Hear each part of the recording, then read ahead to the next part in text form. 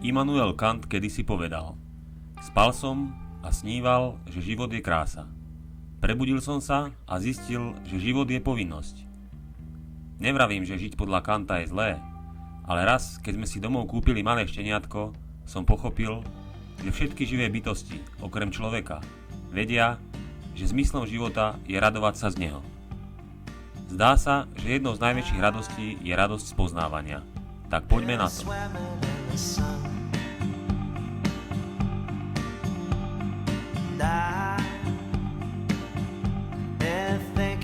Namíbia je na európske pomery veľmi jednotvárna krajina. Väčšiu časť územia zaberá púšť alebo polopúšť.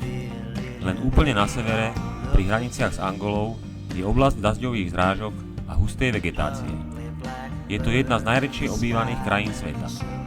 85% tvorí čierne obyvateľstvo patriace do mnohých, veľmi odlišných etnických skupín. Ovambovia, Himbovia, Krováci a mnoho ďalších tu žijú tisícky rokov. Takmer celé bohatstvo krajiny je však sústredené v rukách beložskej menšiny, ktorá vnútrozemie krajiny začala osídľovať až v druhej polovici 19. storočia. Aj keď dnes je táto pôvodne nemecká kolónia republikou s jednou z najdemokratickejších ústav na svete, nemohol som sa zbaviť silného pocitu, ktorý som nevnímal nikde inde pri mojich potulkách svetom. My bieli sme túto krajinu jej pôvodným obyvateľom jednoducho ukradli. O Cape Town sa často hovorí ako o jednom z najkrajších miest na Zemi. Pre nás sa stáva vstupnou bránou do úžasného sveta Južnej Afriky. Prvou úlohou je prevziať motorky, ktoré sme si objednali cez internet. Pár hodín nám trvá, kým domontujeme navigáciu a komunikačné moduly prinesené z domu. Keďže som si krátko pred odchodom zlomil ruku a nebolo jasné, či zvládnem jazdu na dvoch kolesách, jednu motorku sme vymenili za auto. Výborne sa nám hodí aj na odvoz batožiny. Ešte nalepíme expedičné nálepky a môžeme vyraziť. Do Namíbie je to 700 km pomerne nudnej asfaltky. Chceme to mať čo najskôr za sebou a tak v silnom bočnom vetre ideme na plný plyn. Úplne uvoľnené zadné koleso na jednej z motoriek mohlo spôsobiť katastrofu. Nechápeme nezodpovednosť firmy, od ktorej sme naše BMWčka prevzali. Až večer, keď sa trochu uvoľníme, si začíname naplno uvedomovať význam známeho sloganu Leonarda DiCapria z filmu Krvavé diamanty. TIA. What's TIA? This is Africa. Prechodom namíbijskej hranice sa výrazne zmení nielen klíma, ale aj povrch ciest. A my rýchlo pochopíme, že ak chceme naše putovanie prežiť zdraví, musíme si zvyknúť na niektoré špecifiká. Je november, začína leto a teploty pravidelne presahujú 40 stupňov Celzia. Cesty sú široké, rovné a šotolinové. Premávka takmer nulová. Za deň prejdeme aj 400 km a stretneme iba 4 autá. Púšť, žiadne obydlia, žiadne lesy, žiadne zákruty, žiadne stúpania či klesania. Pre motorkára v celku nuda. Až na tú šotolinu. Je nevyspytateľná. Nedá sa ísť pomaly. Kolesá často preklzujú a nedržia stopu.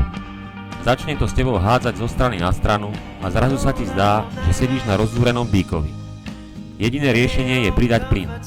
Žiadny problém. Lenže niekedy musíš pridávať tak dlho, že kým sa motorka pod tebou ukľudní, valíš 140.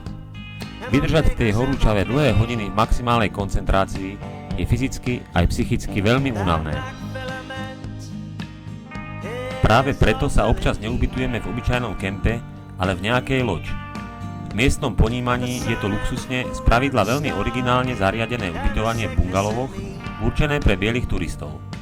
Sú postavené v pustatine, ďaleko od akejkoľvek civilizácie. Nechýba však reštaurácia, bar, bazén či internet. Pravda, aj ceny sú nastavené pre bohatých bielých turistov. Turizmus tvorí v Namíbii veľa pracovných príležitostí.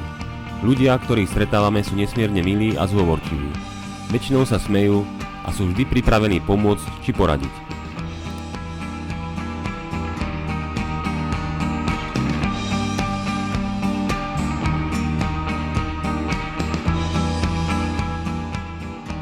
Na tretí deň nášho putovania dosahujeme Fish River Canyon. S dĺžkou 160 km a hĺbkou viac ako 500 metrov patrí k najväčším na svete. Po Po ďalších 2 dňoch strávených v sedle motoriek prichádzame do Národného parku Naukluft. Noc strávime v stanoch a ráno vyrazíme do púšte Namib.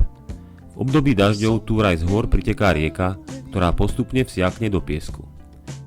Hlavnou zaujímavosťou pre doslova davy turistov je vysušená vodná panva s pozostatkami mŕtvych stromov starých až 500 rokov a klasické pieskové duny. Na najväčšiu z nich, nazývanú Big Daddy, sme pre nedostatok vody nakoniec nevystúpili.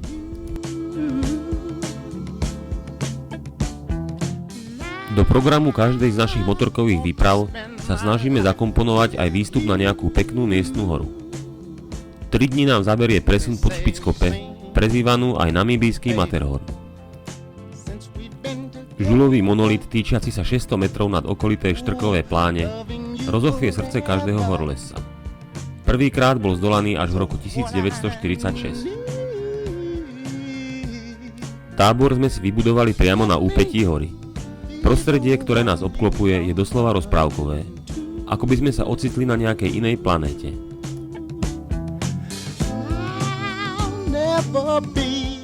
Sme unavení po celodennej jazde, no červenkastá žula, ktorá v zapadajúcom slnku neskutočne žiari, nás vyláka na prechádzku na oproti Špickope ležiace Bralo.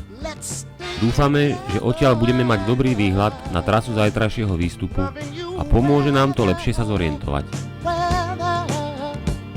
S príchodom noci nastáva vytúžené ochladenie a to je ten správny čas dať si pár plechoviek piva a zaspať spánkom spravodlivých. Vstávame čo najskôr, aby sme stihli raňajky a využili tých pár hodín po východe slnka, kedy je stena v tieni. Jediná informácia, ktorú o výstupe máme, je fotografia z horolezeckého sprievodcu. Výstup vôbec nie je technicky ani orientačne jednoduchý. Som z nás jediný, kto aktívne lezie a pasáže do 3. stupňa horolezeckej obťažnosti dokážem zdolať aj bez lana.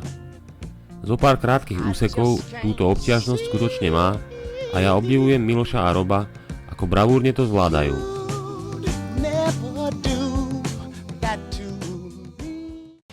Po 3 hodinách lopotenia nachádzame vrcholovú knižku stráženú nádhernou agamou červenohlavou. Napätie z neistoty, či výstup vôbec bez lana zvládneme, trvalo do posledného okamihu. Teraz už len ticho sedíme a vychutnávame si jedinečné výhľady na všetky svetové strany.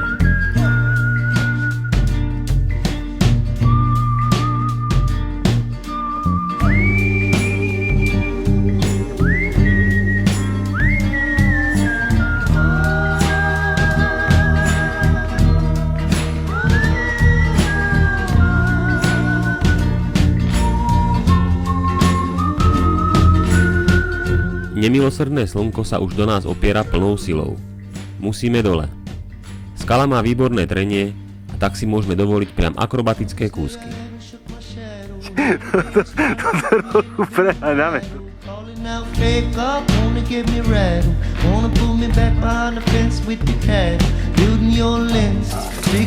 Názov strom Avatara.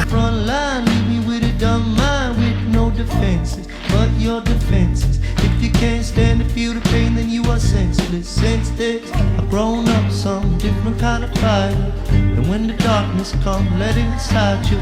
Your darkness is shining, my darkness is shining. Everything in myself. True.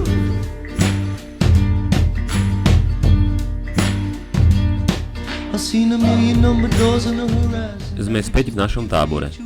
Po mystickom zážitku z krásneho výstupu umocneného plechovkou 40-stupňového piva sme vrhnutí opäť do reality. Defekt na prednom kolese, hoci o tom v tom čase ešte nevieme, je v podstate začiatkom konca nášho jazdenia.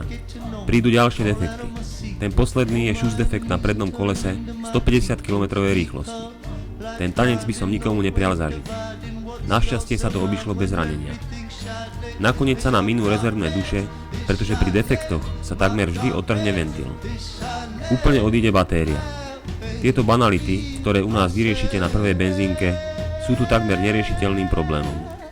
Po mnohých pokusoch a omyloch sa nakoniec zmierime s tým, že jediným zmysluplným riešením je dať si veci poslať kuriérom z hlavného mesta Windhoeku. Yes, I'm only loving, only trying to only love, and that's what I'm trying to do is only love it. Sme na najsevernejšom bode našej trasy.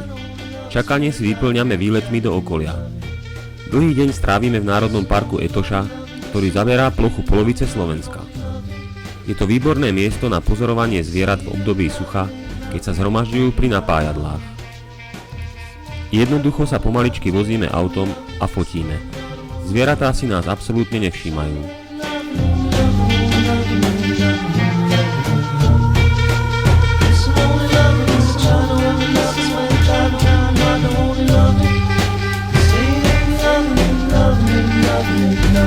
Zaujímavé bolo vždy nakupovanie suvenírov. Miestni si rozložia stánky pri ceste, vystroja sa do svojich tradičných odevov a lovia turistov. Možno práve preto, že pritom nikdy nie sú dotieraví, si vždy niečo kúpime, aby sme ich takto aspoň trochu podporili.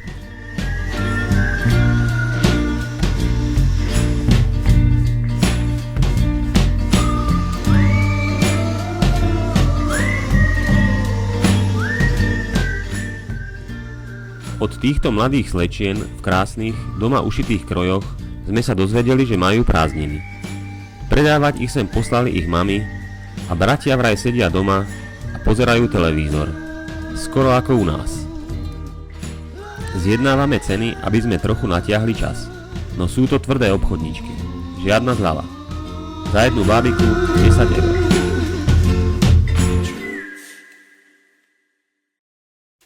Náš čas v Namíbii sa pomaly chýli ku koncu. Na návrat do Kapského mesta potrebujeme predlhé 3 dni. Je to 1800 km jednotvárnou priamočiarou asfaltkou v 40-stupňovej horúčave. Zažili sme toho oveľa viac, ako som vám ukázal, ale nie všetko z toho je zaujímavé a nie všetko je publikovateľné. Leteli sme z Viedne cez Dohu do Kapského mesta a takisto aj naspäť. Motorky sme si požičali celkom na 16 dní. Nájomné za jednu bolo približne 1200 eur. Celkovo nás tento výlet vyšiel na osobu okolo 3500 eur. Dosť veľa z tejto čiastky sme však jednoducho pustili dole hrdlom. Strava je kvalitná, bez akýchkoľvek zažívacích problémov. Počasie bolo stabilné, bez rážok, ale pomerne často fúkal silný vietor. Nie sú tu žiadne otravné muchy či komáre. V krajine je veľmi cítiť nemecký vplyv. Všade je poriadok a až úzkostlivá čistota. Policajtov sme takmer ani nevideli. Nezažili sme ani len náznak kriminality či akéhokoľvek nepriateľstva. Jediné, čo mi chýbalo, bola trochu vyššia miera exotiky a trochu viac pohybu. Ale to asi nie je chyba krajiny, ale prehnaných očakávaní. Celkové hodnotenie výborná. Sme radi, ak sa vám rozprávanie o našom putovaní Namíbiou páčilo. A úplne na záver vám chceme povedať to najdôležitejšie, čo sme sa v Afrike naučili.